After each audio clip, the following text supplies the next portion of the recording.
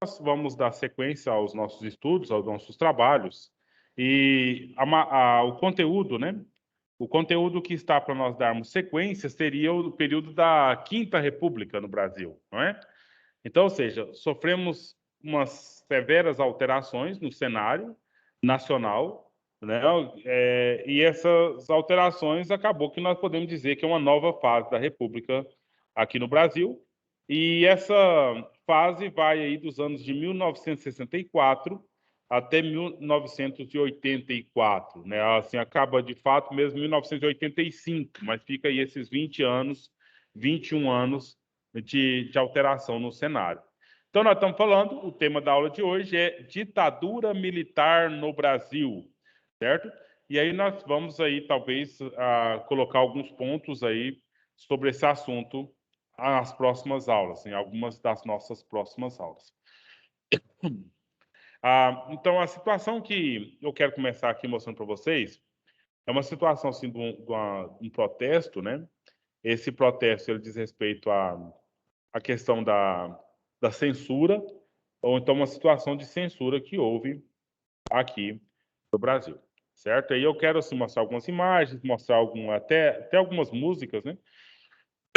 Para a gente verificar algumas situações bem específicas aí dessa época. Bom, eu quero colocar aqui, porque a imagem que eu vou mostrar para vocês aqui agora é uma imagem de 1960 e alguma coisa, a década de 60. Então, não é novidade para nenhum de nós aqui que nós sempre, aqui no Brasil, fomos machistas, né? Aí pensa a situação dessas meninas aí, dessas moças com esse vestido tão curto, né? E tão curto porque acima do joelho já era muito curto nesse contexto, né? E que fique claro, nós estamos falando de uma sociedade machista mesmo. E olha o que está lá no cartaz, né? O que elas estão buscando aí? Lê para nós aí, por favor, alguém? Contra a cultura, contra a censura pela cultura. Então, é uma situação aí de tomar um partido, né? Tomar um partido. Que partido é esse? O partido é a cultura, né? Então, valorização da cultura como elemento interessante para as pessoas. Então, eu disse para vocês aqui, olha, tá vendo aí, ó, a roupa curta, né? Dentro desse contexto aqui. E foi um momento assim muito severo, né? Um momento muito duro, um momento muito de que as pessoas foram perdendo seus direitos civis. E foi, então, numa situação de estar submisso àquela determinação que o governo estabelecia naquele momento lá. Pessoal, agradecer a todos vocês aí que estão com a câmera ligada e pedir aos demais, se puderem ligar, né?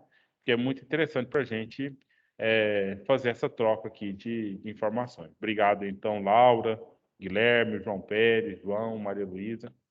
Entendeu? Então, vamos ligar a câmera, que é muito bom, é muito interessante para a gente encaminhar o nosso trabalho aqui. Mas se não quiser ligar ou não puder, também não precisa sofrer com isso, não, ok? Então, aqui, ó, nós estamos aqui nos anos de 1960. Tá? Então, muitas revoluções deixaram muitas lições para a nossa história. Foi a década que aconteceu aqui no Brasil a ditadura militar, né? Especificamente no ano de 1964. Você quer colocar uma data mais precisa aí, viu, Isis? Então, ó, 1º de abril de 1964 foi o ano que a ditadura militar começou aqui, a última, né? Ou a mais recente, vamos assim dizer, né? Aí você vai perguntar, professor, mas teve outras? O período do Vargas pode ser considerado uma ditadura, né? Só não foi militar, mas foi uma ditadura, certo? Então, mas a militar é dessa data que eu acabei de dizer para vocês aqui agora, 1º de abril de 1964. E o que foi isso? Foi falta de democracia.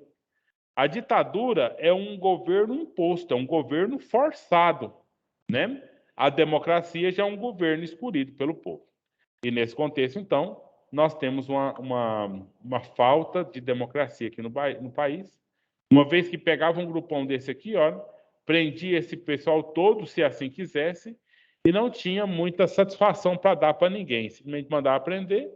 Alguns, a mãe demorou várias décadas para poder achar o filho, né, que estava ali, que foi entregue para, enfim, ficou perdido aí diante da situação. Agora, uma perguntinha que eu queria fazer, e a questão de vocês lembrarem e falar para a gente aí, por que nós tivemos ditadura no Brasil? Qual foi o motivo que levou aos militares a assumirem o governo? Para evitar que o comunismo fosse implementado aqui no Brasil.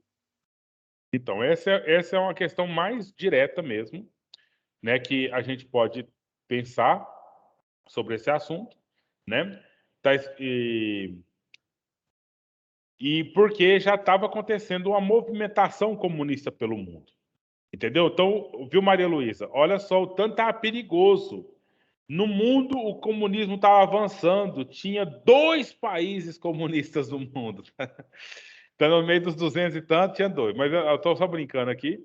Mas é porque essa questão comunista lá na Rússia, a Rússia era uma sede, assim, vamos dizer, e tinha outros países com ela, né? Então, nós tínhamos uma união das repúblicas socialistas soviéticas. Entendeu? Então, ou seja, era um grupo de países lá da Europa, principalmente oriental, e aí estavam saindo daquela barreira lá, entrando aqui em Cuba, na nossa América mesmo, né? E, enfim, o medo dessa questão se alastrar por aqui, para o Brasil, então fez com que fosse tirado o foco, né? Fosse tirado o foco dessa questão. Bom, o que acontece, meninos? Nós temos uma Professor, Constituição.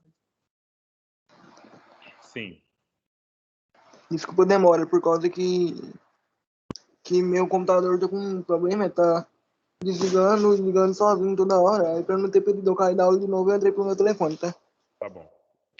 Então, nós temos a Constituição do país. No tempo que Getúlio Vargas era presidente, tinha a Constituição, e por um ato dele, e tinha algum apoio dos deputados, ele fez o que fez. O que ele fez que eu estou falando aqui? Ele pôde, então, adiar, postergar a data das eleições e tudo dentro da lei. Ele não descumpriu nada. Ele alterou a Constituição do Brasil. Só que a Constituição, ela é, então, uma lei que, para ela ser alterada, é preciso que os deputados, né, e senadores concordem com as alterações que ali tem. Eu não sei se vocês conhecem o Congresso Nacional lá em Brasília?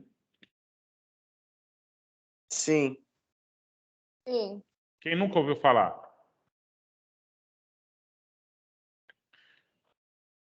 Então, todo mundo conhece, né? Menos os que não quiseram falar nada. Então, veja bem, aqui, olha, eu tenho essa cúpula que é bem maior. Aqui é o auditório no qual trabalham, né, que votam, quando se reúnem, os deputados federais. Nessa que é um pouco menor, nós temos os senadores. Os senadores aqui na República são 81. Significa que cada estado, dos 27 estados, cada um tem 3 representantes senadores. Então dá os 81. Agora, conforme a população, cada São estado... 51, não, professor? Oi? Desculpa, São 51, não? 81. 3 por estado. Ah. Tá? 3 por estado.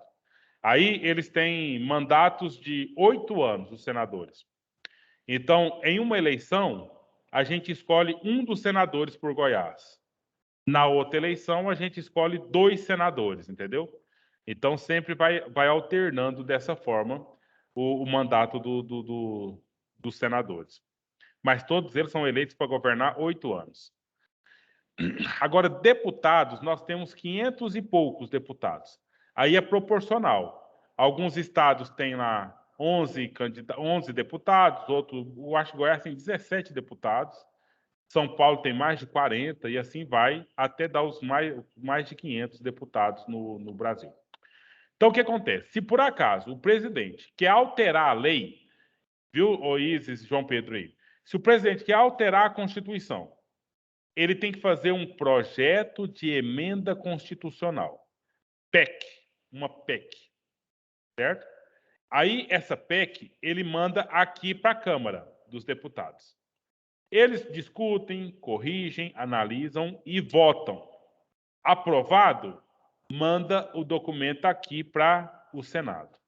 O Senado faz todo o procedimento, lê o documento, analisa, discute e propõe, por acaso, não quer aprovar, não. Quer, antes de aprovar, quer que altera tal negocinho aí. Aí o que faz? O projeto volta aqui para a Câmara dos Deputados. Aí eles vão analisar tudo, belezinha, e depois retorna aqui para o Senado, e do Senado manda para o presidente. Suponha que aqui eles alteraram coisas que o presidente não queria que alterasse. Entendeu? O que o presidente faz?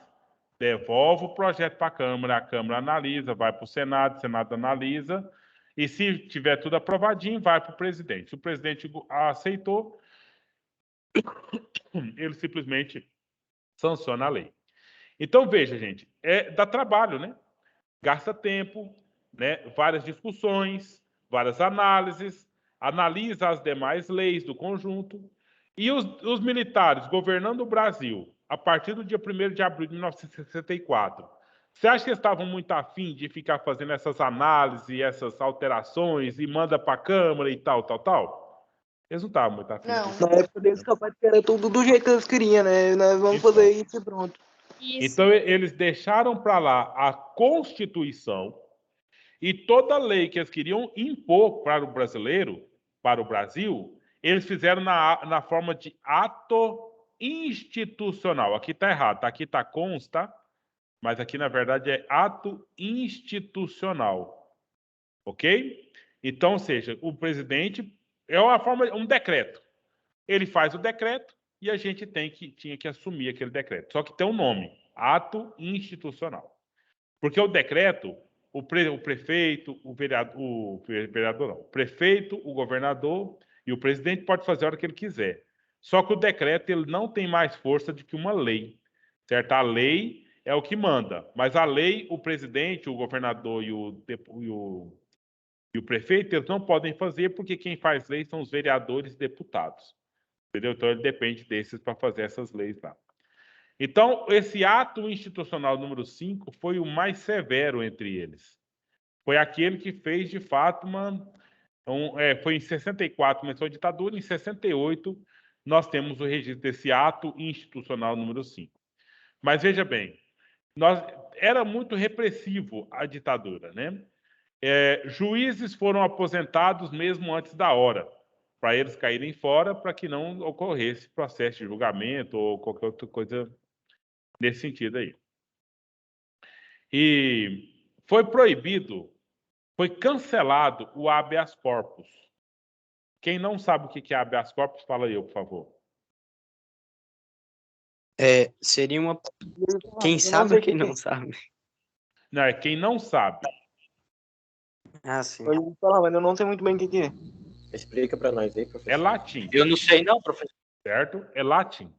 Corpus significa corpo.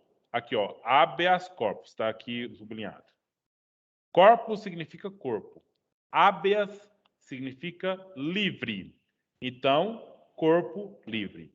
Gente, aqui no Brasil nós temos uma lei, chama Lei de Execução Penal.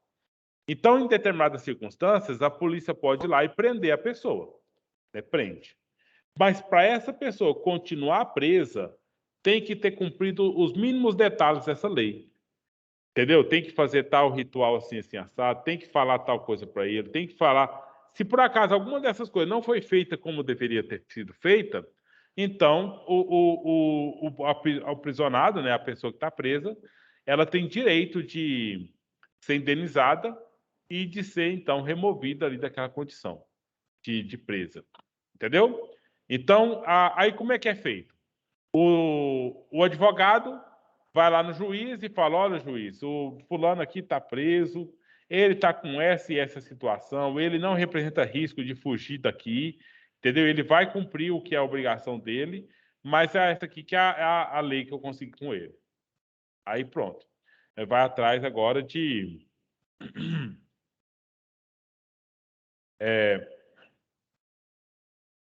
Então, vai atrás do juiz e o juiz dá esse habeas corpus. Professor, O advogado... Oi.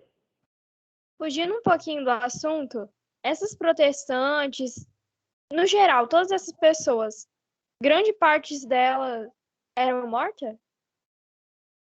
Então, não podemos dizer que era morta, não.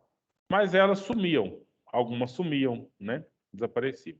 É porque eu já ouvi falar, assim, de Mas é minha isso mesmo. dicção, de Você- desaparecimentos de Sim, pessoas que é não isso mesmo. foram encontradas. Até hoje, né? Até hoje você tem pessoas que estão desaparecidas aí e que nunca vão ser encontradas. Foi. Mas então eu vou chegar lá nesse ponto agorinha, que aí nós vamos colocar alguns pontos, alguma situação aí nesse sentido. Então, esse habeas corpus, qualquer pessoa pode pedir o juiz, né? Tem muitas pessoas que estão lá na cadeia, mas elas não teriam que estar lá. Elas podiam estar livres. E o juiz dá o habeas corpus. Agora, o que acontece, Isis? É isso que você acabou de falar para a gente aí. As pessoas eram simplesmente presas. O que era o motivo das pessoas serem presas? Se você fosse pega fazendo manifestação política, porque foi um ato proibido, eles te prendiam, entendeu? E aí, já que tem a lei que determina que para prender a ISIS tem que ser alguma coisa assim, assim, assado, e normalmente eles prendiam de qualquer jeito, de qualquer forma, então o que ele fez? Cancela o habeas corpus. Ninguém tem direito de pegar o habeas corpus aí mais no governo. Então, proibidas as manifestações políticas e a censura e a violência da polícia e do exército aumentou. O exército no Brasil, naquele contexto, foi tratado aqui como polícia mesmo, né? Porque precisava deles todos para conter toda a situação que ocorria aqui. Então, não podia ter o habeas corpus, justamente porque as pessoas estavam sendo vigiadas e massacradas mesmo, no sentido de não deixar a família assumir. Sim, Maria Luísa.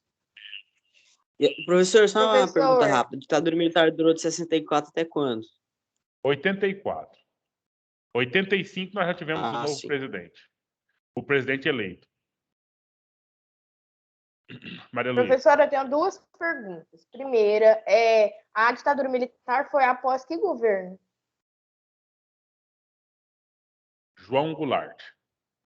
Assim. Ah, E lembra a lá? outra é que as manifestações, elas influenciaram para o fim da ditadura militar ou não tem nada a ver?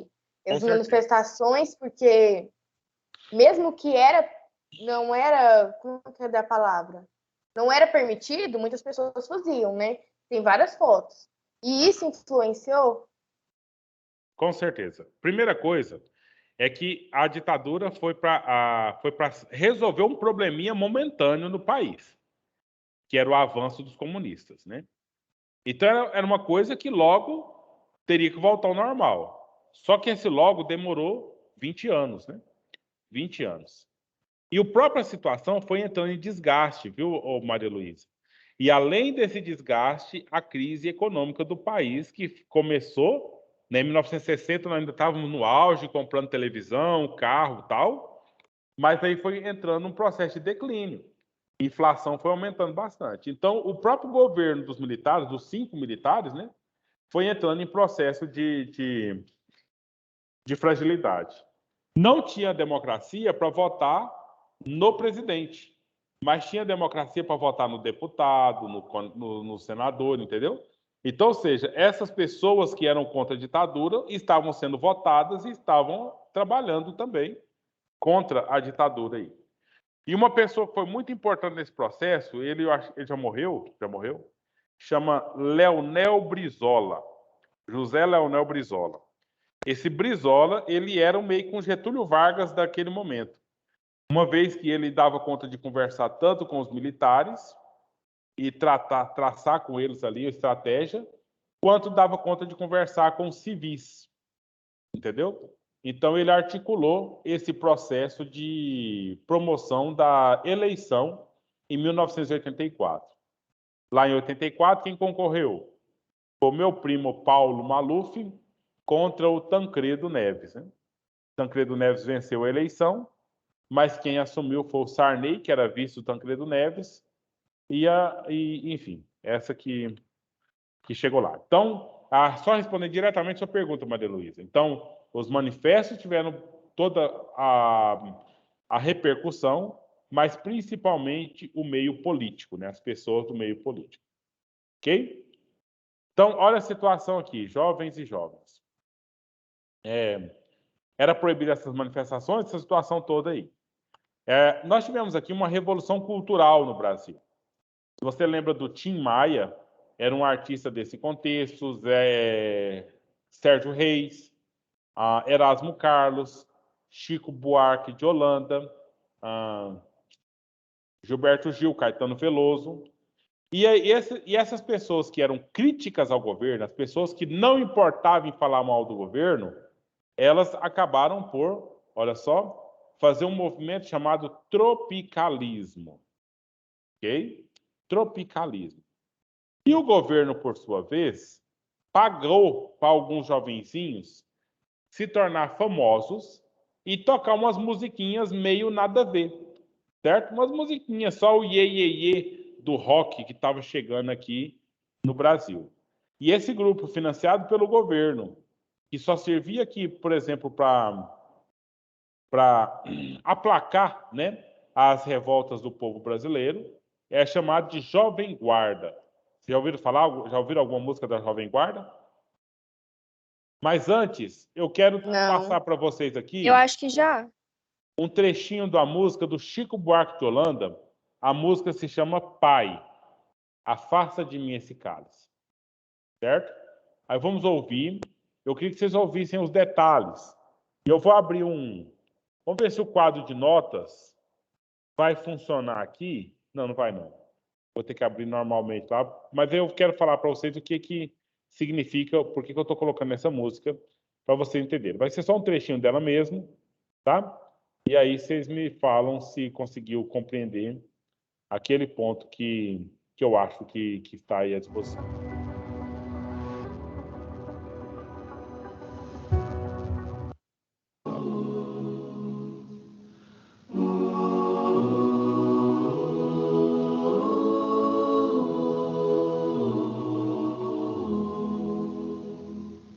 Pai, afasta de mim esse cálice.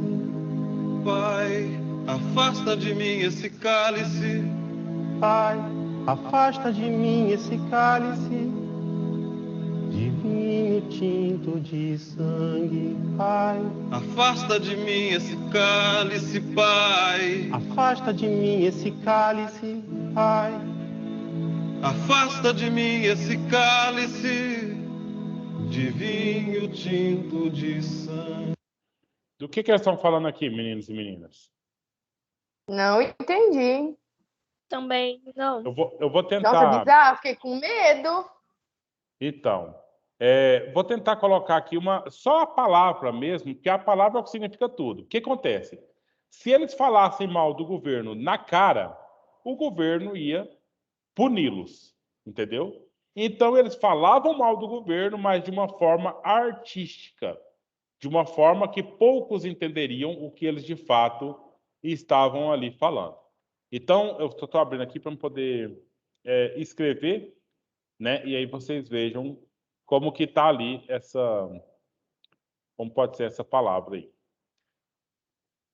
Olha aqui, ó. Primeira palavra é o cálice, não é? Então, o que é um cálice? Esse é o cálice, não é? Serve para que isso aqui, meninos? Copo? Uma taça? Vamos fazer uma pesquisa aqui no Google. Pesquisa Google, o que é um cálice?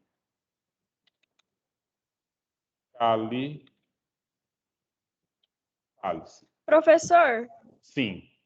pode ter uma ideia de duplo sentido? Tem. Não pode ter, não. Tem. Ah, tá.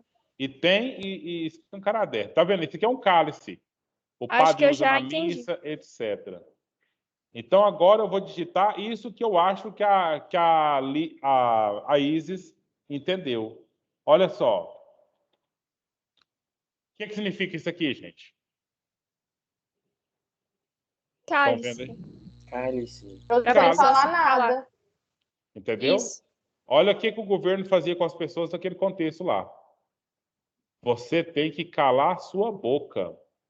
Você não pode reclamar, senão você vai ser punido, né? E aí o que o cantor está falando? Afaste de mim esse cálice. Eu não quero beber desse vinho tinto de sangue que está sendo derramado enquanto esse governo está acontecendo. E aí, menino? É como se as pessoas tivessem sido caladas à força. Forçadamente. Agora, escuta aqui a parte da estrofe da música. Como beber dessa bebida amarga? Bebida amarga, o próprio governo. Tragar a dor, engolir a labuta. Mesmo calada a boca, resta o peito. Silêncio na cidade não se escuta. De que me vale ser filho da santa? Melhor seria ser filho da outra. Tá vendo isso aí? Quem que é o filho da santa? Os reaças. Quem que são os filhos da outra? Sabe que você deu para entender o que é o outra aí, né? Entendeu, meninos? Acho que sim. Comunistas. Pois é, os filhos da outra, né? Os filhos da PU, entendeu? São os comunistas. Então, o que me vale ser filho da santa? Melhor seria ser filho da outra. Que bebida amarga é essa? É o próprio governo. Porque o povo está vivendo na labuta, trabalhando muito, né? Então, são músicas extremamente profundas mesmo, né? Que diz essa situação. Outra realidade menos morta. Tanta mentira, tanta força bruta. Tá vendo?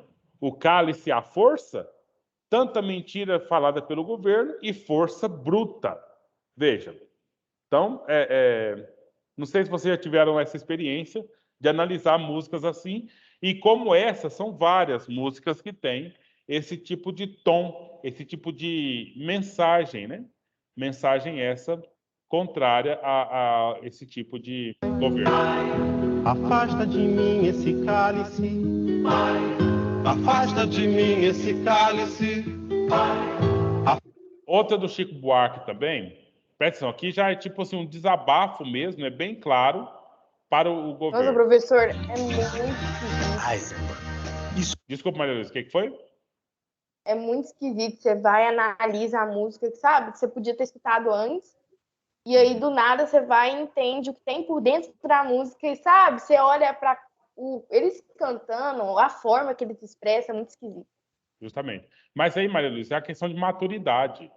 Você está agora numa condição um pouquinho mais madura, a ponto de conseguir enxergar isso e interpretar isso.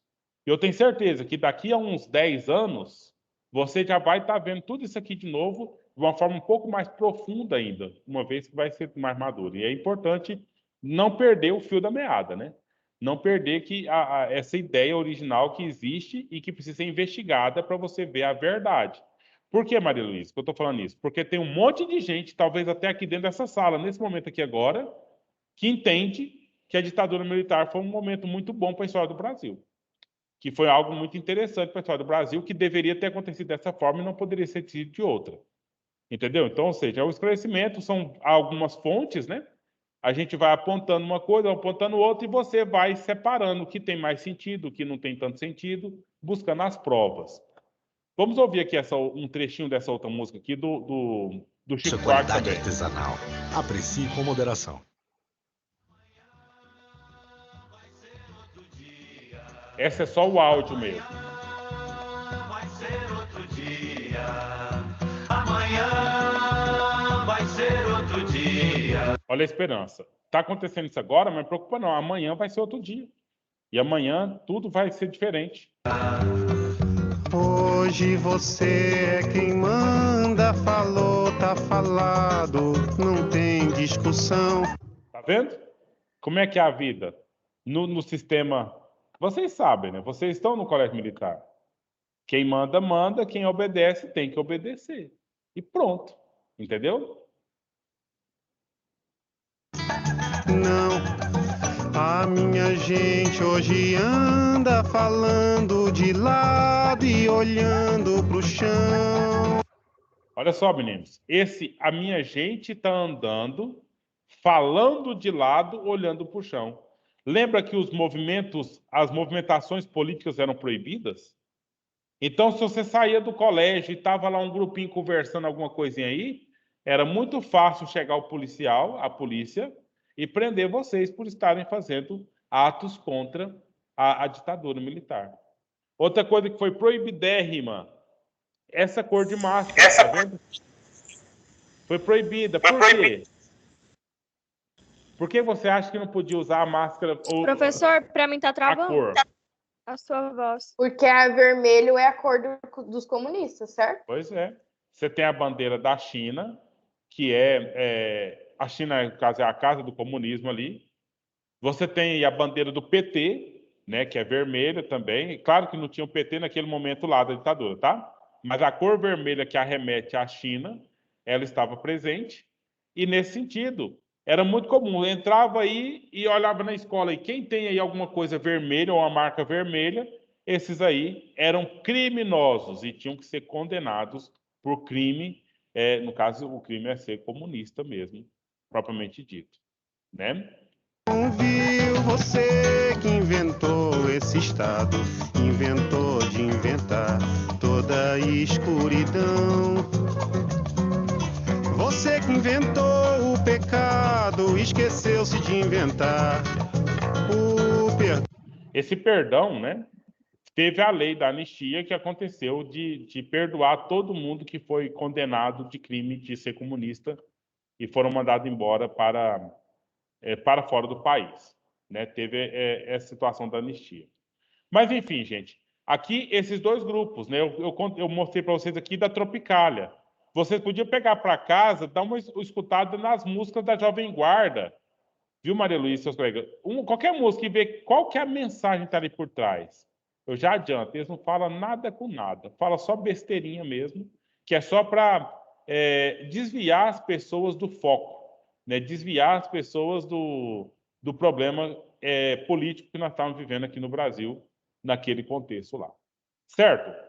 Eu acho que o nosso tempo já gone, né? Nosso tempo já foi, e a gente precisa de fazer outras coisas mais. E eu ainda não consegui colocar lá no GR8 colocar no GR8 tudo isso que nós estamos fazendo aqui, mas ainda até o meio da semana eu consigo colocar para atualizar todos nós aí desse processo. Professor. Desculpa, eu não entendi. Então, eu acho que o Enzo e tem a Isa para falar aí. Pode falar, Enzo. Você fala. Fala primeiro aí. Isis, pode falar. Professor, enquanto o senhor estava apresentando, eu vi que lá tinha a Elis Regina. É uma cantora muito famosa, eu já escutei algumas músicas dela. Eu queria saber se ela estava nessa época do tropicalismo. Ela não tinha uma postura tão bem definida, não, mas você pode colocar ela muito mais... Ela não é da Tropicália, não. Ela é até um pouco mais novinha, um pouquinho, né? Mas ela tem alguma música, tipo... Como Nossos Pais, uma música que fala um pouco dessa situação, da revolta que ela tinha do período da ditadura que nós estávamos vivendo aqui. Ela é uma que entra nesse meio. Agora, quem está na Jovem Guarda é o Erasmo Carlos, Roberto Carlos, Vanderleia, entendeu? Então, essa turma um pouco mais reacionária ou que não estava entrando nesse mérito dessa questão. O fato é um pouco mais esse, né? Entendi. Certo. Então tá bom, tá no grupo do 9º ano aí, o link da frequência. E até amanhã. A Jovem Guarda não abordava muito esse assunto. Assim, a Jovem Guarda não, a ditadura. Não, de jeito nenhum. O Tim Maia foi antes, né? Ele é mais, tipo, eu falei para a Isa aí que a Elis Regina é um pouco mais jovem e o Tim Maia é um pouco mais velho do que o Erasmo, o Roberto, etc, né? Então, o Tim Maia, ele não tem nada assim definido, contrário, nem nada, mas ele era um pouco mais revoltado. Mas no tempo da ditadura, ele nem morou no Brasil, entendeu? Então, ou seja, não tem nada a ver isso aí. Agora, esses outros meninos aí, o Roberto Carlos, o Erasmo e a Vanderlei, foram financiados pela própria Rede Globo, né? Foram inseridos na Rede Globo, TV Tupi, se eu não me engano, né? Foram inseridos ali para ganhar fama e, com isso, abafar os outros que, por acaso, estavam fazendo campanha contra o governo. É um pouco nesse contexto aí, viu, Bruno? Ah, sim. Mas é interessante você escutar as músicas e tentar escutar o que está por trás, né? Então, ou seja, depois eu vou selecionar mais alguns trechinhos para a gente, ao longo dessas aulas, que nós vamos gastar aí brincar umas 4 aulas, uns 4 encontros aí falando desse assunto, né? Aí talvez a gente põe um trechinho aí, vocês ouçam. Eu tô aqui meio que forçando, né? Tipo, olha essa parte, isso significa aquilo. Mas você pode ouvir separadamente aí e você interpretar outra coisa. E a literatura permite a gente interpretar qualquer coisa diferente. Agora, a história, porque a música não é história, né? Agora, a história tem aí alguns documentos, alguns fatos, e que é um pouco mais, deveria ser pelo menos um pouco mais sérios, né? Além da própria arte, além da arte. Mas faz parte da história também. Pessoal, vamos encerrar por aqui. Professor Caio? Tchau, professor. Boa tarde. Boa tarde. Tchau, professor. Então, boa tarde. Tchau, Boa professor. tarde. Boa tarde, Até a próxima. professor. Boa tarde, professor. Até a próxima aula. Tudo de bom.